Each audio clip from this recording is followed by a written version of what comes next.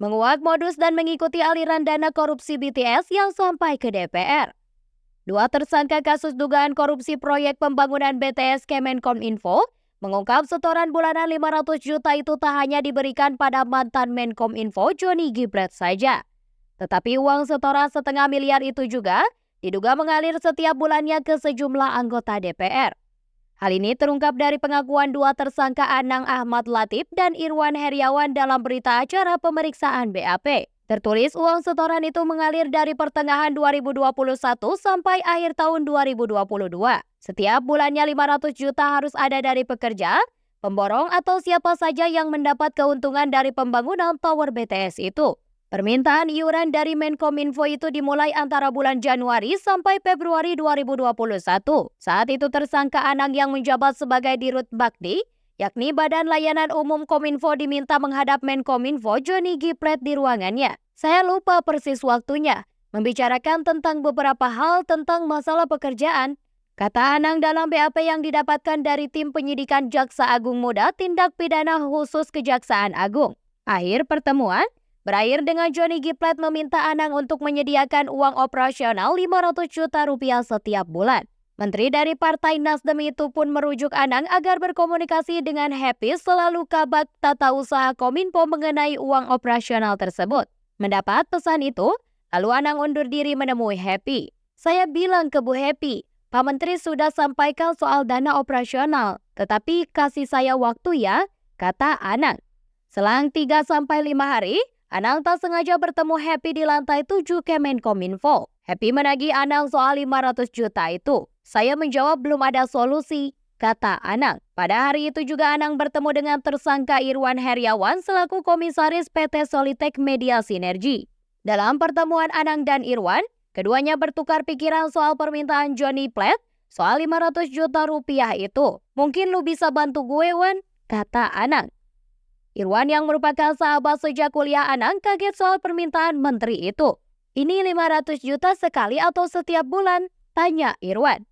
Anang pun menjelaskan permintaan sang menteri itu setiap bulan. Dalam BAP Irwan sebagai tersangka pun tercantum bahwa setoran 500 juta rupiah kepada Johnny Plate itu sudah terrealisasi. Setoran tersebut diberikan sejak pertengahan 2021 sampai akhir 2022. Uang setengah miliar tersebut bersumber dari proyek pembangunan dan penyediaan infrastruktur BTS 4G Bakti.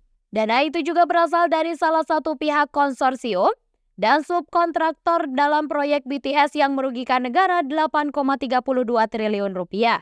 Irwan dalam pengakuannya mengungkapkan, uang setoran itu bukan cuma untuk menteri. Uang itu juga untuk dibagi-bagikan ke sejumlah karyawan tinggi di Bakti, staf ahli menteri, dan anggota kelompok kerja. Uang juga sampai ke anggota Dewan Perwakilan Rakyat. Saya mengetahui hal tersebut dari penyampaian Anang Ahmad Latif, kata Irwan dalam BAP yang diperoleh media. Irwan menerangkan, setoran 500 juta rupiah itu diberikan tunai setiap bulan. Uang itu dititipkan kepada Anang untuk diteruskan kepada staf ahli menteri.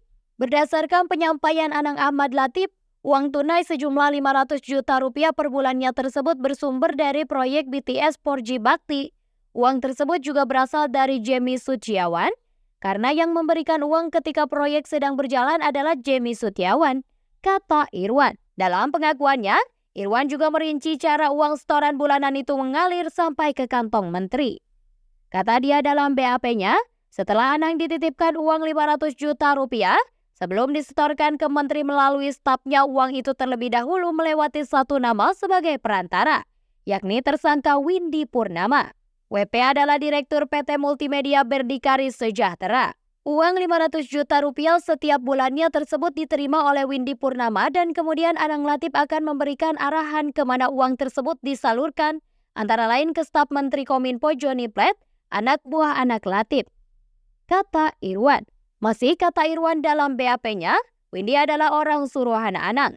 Tugas Windy adalah melaksanakan perintah Anang dalam menerima titipan uang dari proyek pembangunan dan penyediaan infrastruktur BTS 4G Bakti.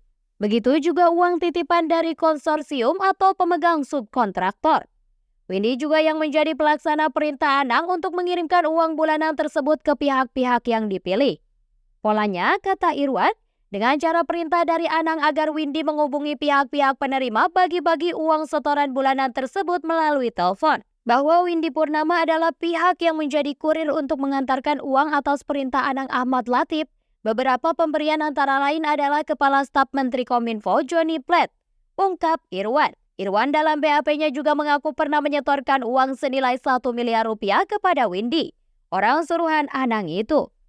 Setoran uang tersebut berasal dari investor pembangunan BTS 4G Bakti dari PT Nusantara Global Telematika, konsultan perencana PT Paradita Infra Nusantara.